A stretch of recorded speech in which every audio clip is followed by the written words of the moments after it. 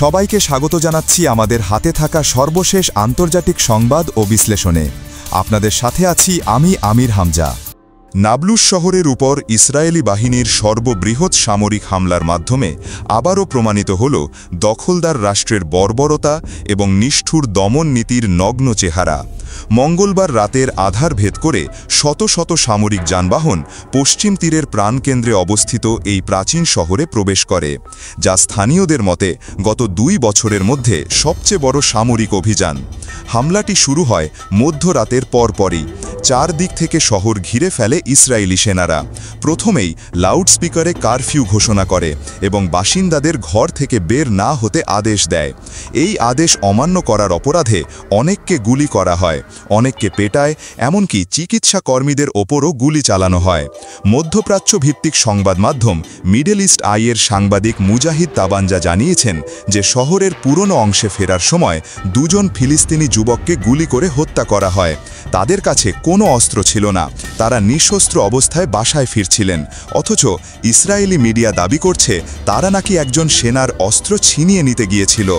এদিকে নিহতদের মৃত্যুর বিষয়টি এখনও ফিলিস্তিনি কর্তৃপক্ষ আনুষ্ঠানিকভাবে নিশ্চিত করেনি, কিন্তু রেড ক্রেসেন্ট জানিয়েছে অন্তত 65 জন ফিলিস্তিনি এই অভিযানে আহত হয়েছে।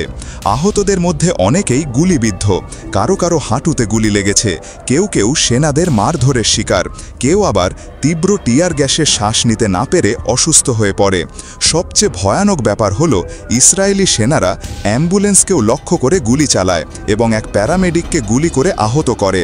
এমনকি আহতদের কাছে পৌঁছানোর চেষ্টাও বাধাগ্রস্ত করা হয় বারবার। ঘরবাড়িতে অভিযান চালিয়ে যুবকদের ধরে নিয়ে যাওয়া হয়, ঘরের মালামাল ভেঙে ফেলা হয় এবং অনেককেই কোনো রকম কারণ ছাড়াই আটক করা হয়। পুরনো শহরের গলিতে টিয়ার গ্যাস ফাটিয়ে বিষাক্ত বাতাস সৃষ্টি করা হয়, যাতে সাধারণ মানুষ স্বাভাবিকভাবে নিঃশ্বাস নিতে না পারে।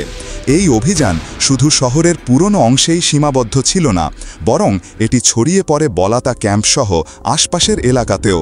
রাজনৈতিক বিশ্লেষক মুনাদিল হানানির ভাষ্যমতে এই অভিযান কোনো নিরাপত্তাজনিত কারণে নয়, বরং এটি একটি স্পষ্ট রাজনৈতিক বার্তা বহন করে। ইসরায়েলি প্রধানমন্ত্রী নেতানিয়াহুর অভ্যন্তরীণ রাজনৈতিক সংকট থেকে দৃষ্টি ঘুরিয়ে দিতে এবং নিজেকে সন্ত্রাস বিরোধী নায়ক হিসেবে প্রতিষ্ঠা করতে এই ধরনের বর্বর সামরিক অভিযান চালানো হচ্ছে। হানানি আরও বলেন, শহরে প্রবেশের সময় ইসরায়েলি বাহিনী তাদের সামরিক যানগুলোর জন্য জ্বালানি ট্যাঙ্কও সঙ্গে এনেছে, যা ছোট পরিসরের অভিযানগুলোতে সাধারণভাবে দেখা যায় না। তার মানে হচ্ছে তারা এখানে দীর্ঘ সময় অবস্থানের পরিকল্পনা নিয়ে এসেছে। বাহিনীও বারবার রোটেশন করছে, অর্থাৎ একটি বাহিনী নামিয়ে অন্যটি ঢোকানো হচ্ছে। এটা ইঙ্গিত দেয় যে অভিযানটি একদিনের নয়, বরং দীর্ঘমেয়াদী হতে যাচ্ছে।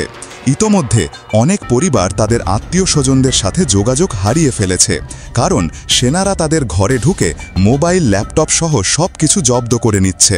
এমনকি প্রবেশ করতে চাওয়া সংবাদকর্মীদের মুখোমুখি হয় বন্দুক তাক করে চিৎকার চেঁচামেচির। এই ধরনের অভিযান নাবলুসের সর্বশেষ ঘটেছিল দ্বিতীয় ইন্তিফাদার সময়, অর্থাৎ 2000 সালের পর এই প্রথম শহরে এভাবে কারফিউ জারি করে ঘরে ঘরে অভিযান চালানো হলো। চারদিকে শুধুই হাহাকার, আতঙ্ক, ভয় আর গুলির শব্দ। শহরের বাজার, স্কুল, বিশ্ববিদ্যালয়, হাসপাতাল সব বন্ধ। সাধারণ জীবন পুরোপুরি বিপর্যস্ত। মানুষের মুখে শুধুই শঙ্কা। এই অভিযান যে কোনো সময় জেনিন বা তুলকারমের মতো ভয়াবহ সামরিক অভিযানে পরিণত হতে পারে। ইসরায়েলের এই নির্মমতা এবং অব্যাহত দখলদারি কার্যক্রম আজ ফিলিস্তিনিদের জীবনকে মৃত্যুর সাথে প্রতিনিয়ত লড়াইয়ে ঠেলে দিচ্ছে।